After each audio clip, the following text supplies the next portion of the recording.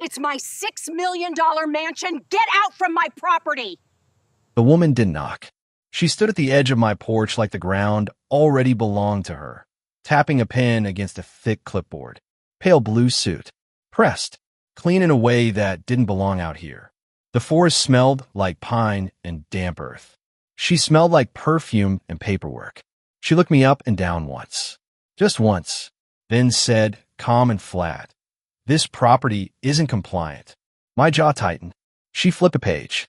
"You have 30 days to remove the structure. If you don't, the association will handle it and bill you for the cost." Her voice never rose, never wavered. Like this wasn't a conversation, just a formality. The pearls at her neck, the smile that never reached her eyes. "And you are?" I asked.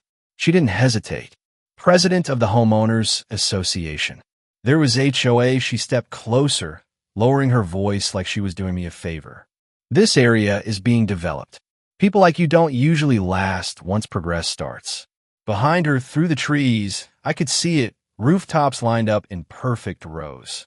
Identical houses, clean streets, a luxury neighborhood pretending it had always been there. I almost laughed, because while she was explaining violations and timelines, I could feel the folded paper in my back pocket. The deed, the real one, dated 1879. The one that proves her entire 412 home development, including her $6 million mansion, is sitting on my land. All of it sat on land my family never sold. She snapped her clipboard shut. 30 days, she repeated. "Don't make this difficult." Then she turned and walked away, heels crunching gravel like a period at the end of a sentence. I stood there, heart pounding, watching her disappear into land she didn't know she didn't own. And for the first time in a long time, I smiled, because she had no idea who she just threatened. 3 weeks before that porch confrontation, I sat in a divorce attorney's office. The smell of old leather and stale coffee hung in the air. 15 years of marriage, sign away with a pen that felt heavier than my own life. Jessica, my lawyer, offered sympathy priced at $200 an hour. 15 years of reviewing federal land records. "And you didn't see this coming?" she asked. I shrugged, calluses from flipping through more paperwork than I cared to admit. Should have paid more attention to my own marriage certificate. My ex got the house. I got debt. Fair trade in her mind. "What will you do now?" Jessica asked, hands clasping the stack of files like she could hold my future together for me. I had no idea. 47 years old. Starting over with nothing but a box of land law textbooks, a magnifying glass, and an old electrician's toolkit. My truck sat in the parking lot, bumper sticker from the Federal Land Records Office like a faded badge of honor. It didn't matter here. Not one bit. Then my phone buzzed. Unknown number. Cedar County. I didn't want to answer, but something told me I had to. "Mr. Grayson? I'm calling about your uncle, Robert Grayson. He passed last Tuesday. You're his sole heir." I froze. My uncle? Robert Grayson? A name that flickered in my memory like a faint echo. Dad always called him crazy, obsessed with paperwork nobody cared about. Turns out he'd left me a property, a cabin, some acreage, hours from Columbus, deep in a remote area called Maple Creek. Secluded, overgrown, forgotten by time. A place that felt like stepping into another century. And in the quiet of those woods, I didn't know it yet, but I was about to discover something that would change everything. The cabin smelled of dust and smoke, like someone had left a fire smoldering decades ago. The floorboards groaned under my boots. Windows patched with duct tape. Roof sagging in the middle. A place most people would call a nightmare. But to me, it was a treasure chest waiting to be opened. I dropped my pack and began sorting through the clutter on the kitchen table. Old letters. Maps. A thick envelope labeled Grayson Family Records. My Uncle Robert had left instructions. I tore the seal. Inside were dozens of yellow documents. Then I found it. A folded parchment. Edges frayed. Ink faded but legible. A map of the original 2,000-acre Grayson property. Dated 1879. Every boundary meticulously drawn. Every corner marked. Across the top, in bold letters, "Property of the Grayson family." I traced the lines with my finger. My chest tightened. The land cut right through what is now Pinecrest Estates. Homes. streets, a man-made lake, even her mansion on the hill, all on my family's land. My heart pounded. Power surged through me. For decades, the HOA had been sitting on stolen property, collecting fees, enforcing rules, pretending this was theirs. I checked the accompanying ledger, receipts, tax records, correspondence, proof that my family had owned this land and paid every proper due. Nothing transferred, nothing sold, just vanished from the records. I shoved the papers into my backpack. The forest outside felt alive, holding its breath with me. Then came the crunch of gravel. A sleek white SUV rolled up the driveway. Heels clicked sharply on the gravel. The woman from the porch, Marina Vale, HOA president, stepped out. Her eyes scanned the cabin like she was hunting for trespassers. But she had no idea. I wasn't here by chance. Marina Vale didn't knock this time either. She stepped out of her SUV like she owned the gravel driveway.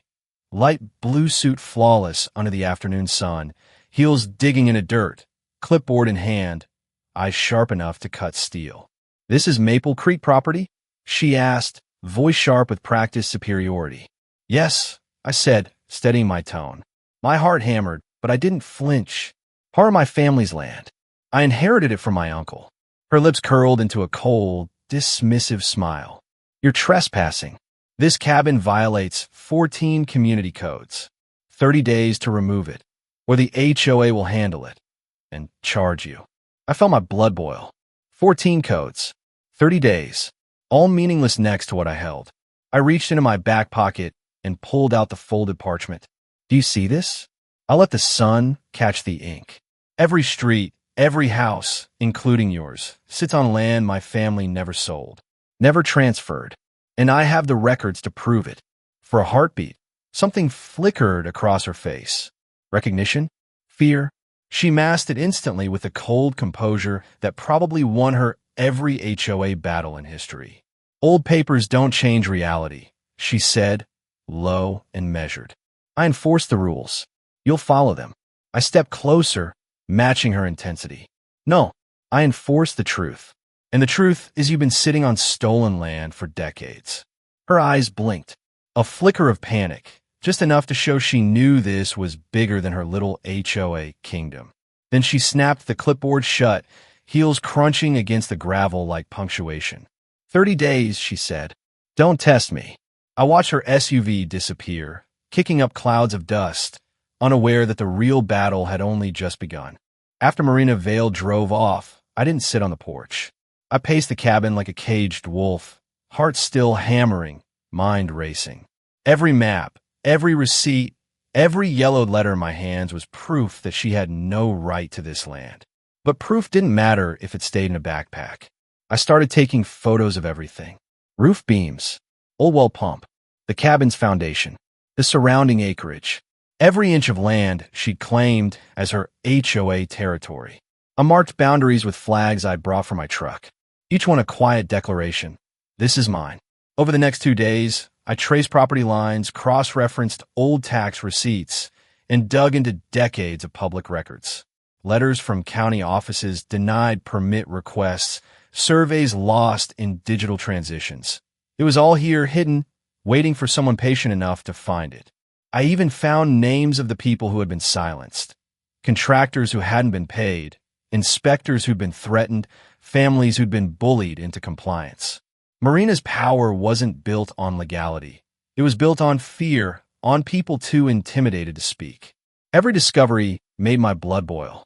I've been underestimated, brushed off, ignored, but now I had leverage. I could make rent impossible, disrupt her kingdom, hit her where it hurt. And I started noticing subtle signs she knew I was serious. Anonymous letters left at the cabin. Tires scuffed from patrols through the woods. A note slipped under the door. "We're watching you." I smiled. Let her watch. The more she panicked, the faster I could chip away at her empire. Because she had no idea how long I could play this game and how far I was willing to go. By the end of the week, Marina Vale started noticing small disruptions. Nothing obvious at first, just subtle reminders that I wasn't going to back down. I filed formal public records requests for every permit, every building plan, every HOA document going back decades.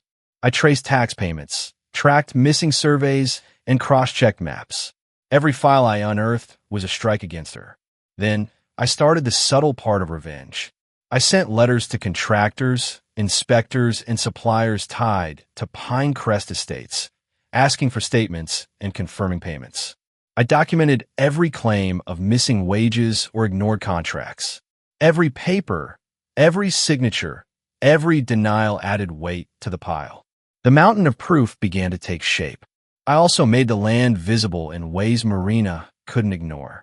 Trail cameras on the property captured vehicles entering without authorization. Signs went up along the edges of the 2,000 acres, clearly marking it as private property. Nothing aggressive, nothing illegal, just undeniable. And she noticed. One afternoon, I saw a black SUV circle the driveway slowly, headlights tracking me through the trees. A note slipped under the cabin door. "We know you're organizing." "Stop it." I laughed. "Stop it?" The audacity. The woman had spent years enforcing petty rules, threatening fines, and bullying families into silence. And now she was panicking because someone finally refused to obey. I realized then I had her exactly where I wanted her, frozen between authority and truth. Every move she made to intimidate me only dug her deeper into the consequences that were coming. And I had only just begun. The first emergency HOA meeting happened on a Tuesday night. I didn't attend. I didn't need to. I watched from a distance, literally. Headlights packed the Pinecrest Estates clubhouse parking lot like a crime scene. Cars idling, people pacing, voices raised enough to carry through the trees. This wasn't about lawn height or trash bins. This was fear, because the letters had landed. Certified mail, legal language, calm, precise. Notices informing the HOA that the underlying land ownership was under review. Notices that existing agreements might be invalid. Notices that continued use of the land without authorization could be considered trespassing. Nothing dramatic, just facts. And facts terrify people who've been lying for years. The next morning, my phone wouldn't stop buzzing. Unknown numbers. Voicemails left half-finished. One board member tried to sound friendly, like we were old neighbors catching up. Another jumped straight to threats. Phoenix. Lawsuits. Consequences. Marina Vale finally called that afternoon. Her voice was different now. Tighter. Faster. "You're destabilizing the community," she snapped. "Families live here." I leaned against the porch railing and watched wind move through trees that had been standing there long before a clubhouse ever existed. "Then you should have checked who owned the ground first," I said. Silence. Then she tried bargaining, suggested temporary agreements, offered to work something out, promised peace if I stopped pushing. That was the moment I knew she was done. Because people in power don't negotiate unless they're losing. 2 days later, contractors pulled out of ongoing projects. Insurance providers asked questions. A bank paused financing on a new expansion phase. All because the words "unclear land title" had started appearing in emails.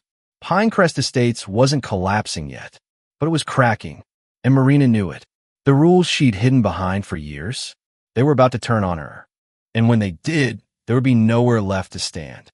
2 weeks later, I walked up the edge of my property, camera in hand, ready for the next HOA inspection. Only this time, I wasn't expecting threats or fines. I was expecting witnesses, because I'd started sharing what I had. Copies of deeds, tax records, and letters with contractors, inspectors, and even a local journalist, Miles Thorne, who had been chasing municipal corruption stories for years. His jaw had dropped when he saw the documents. This is everything," he whispered. By the time Marina Vale realized the exposure wasn't just a rumor, it was a storm, the HOA board was panicking. Emails leaked, phone calls recorded, contractors speaking up about missing payments, residents questioning past fines. Everything she'd built on intimidation was unraveling. The next HOA meeting was packed. Cameras, reporters, families with copies of the records. Marina walked in, composed as ever, or at least trying. Her heels clicked with precision, clipboard in hand, but her hands betrayed her. Fingers tapping, shaking slightly. I presented the evidence calmly. One by one, I laid out the land grant, the unpaid taxes, the erased surveys, the contractor stories. Every board member, every resident could see it for themselves. Her perfect veneer cracked. She tried to argue, to spin, to threaten, but the room had already shifted. The HOA authority was gone. Every threat she'd made, every fine she'd imposed, every rule she'd weaponized, it all fell apart under the weight of truth. By the end of the night, Marina Vale was reduced to pleading with her own board. Please reconsider. There's a solution. There wasn't. The families started demanding restitution. Contractors got paid.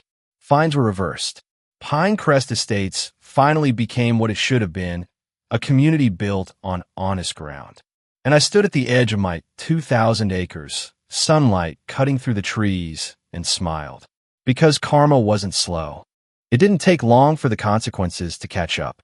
Federal and state agencies began contacting the HOA, requesting documents, verifying ownership, and investigating past violations. Marina Vale's carefully constructed empire was under scrutiny. Calls came from lawyers. Contractors demanded payment. Even the county sent notices questioning the validity of every permit issued over the past 30 years. Every rule she'd enforced like a kingpin suddenly meant nothing. Marina called me, her voice tight, brittle. This isn't over. You'll regret this. I let it go to voicemail, because the truth was on my side. Every map, every deed, every tax receipt, every letter meticulously documented in my files. I'd spent weeks building a case stronger than any bluff she could make. 2 months later, the first arrest warrants dropped. Marina Vale, HOA president, queen of intimidation, was charged with wire fraud, mail fraud, and conspiracy. Half the board faced fines and restitution claims. Contractors finally got what they were owed. Families were offered fair payments for the land they'd been living on illegally. I watched it all unfold from my porch, the forest stretching beyond the edges of my 2,000 acres. Pinecrest Estates was still there, but the shadow that had hung over it for decades was gone. The HOA power was shattered. Marina's lawsuits, her threats, her fines, destroyed. I finally allowed myself to lean back, breathe deep, and take it in. The land that had been mine all along, the truth that had been buried for decades, had finally prevailed. And for the first time since I inherited it, I felt something I hadn't in years. Peace. Because sometimes the most patient fight is the one that leaves karma doing its work and winning in the end. The dust had settled, but the echoes lingered. Pinecrest Estates was quiet now, a neighborhood finally free from Marina Vale's iron grip. Families could breathe without fear of fines or harassment. Contractors collected what they were owed. And for the first time in decades, the boundaries of my 2,000 acres were clear. I walked the property at sunrise, coffee in hand, mist curling around the old oaks. Each step on the dirt path felt like reclaiming history. Every stone, every tree, every boundary marker whispered the same thing. Truth matters, even if it takes decades to surface. I still remember the day Marina first stepped onto my porch. That icy stare, the clipped voice, the clipboard like a sword. Back then, I didn't know who I was dealing with. But I learned fast. Patience, preparation, and persistence, they beat arrogance every time. I didn't stop at victory. I made sure the HOA couldn't rise again on my land. Legal safeguards, clear titles, transparent rules, no loopholes, no shortcuts, no fear. And yet, I didn't hate her. Not really. I hated what she represented. The abuse of power, the idea that people could be intimidated into silence. But I didn't let that anger define me. I let it guide me. Now, sitting on the porch, watching the morning light hit the cabin roof, I feel something rare, satisfaction that comes not from revenge alone, but from righting a wrong that had been decades in the making. Sometimes karma doesn't move fast. Sometimes it doesn't announce itself. But when it hits, it lands exactly where it should. And in this case, it hit perfectly.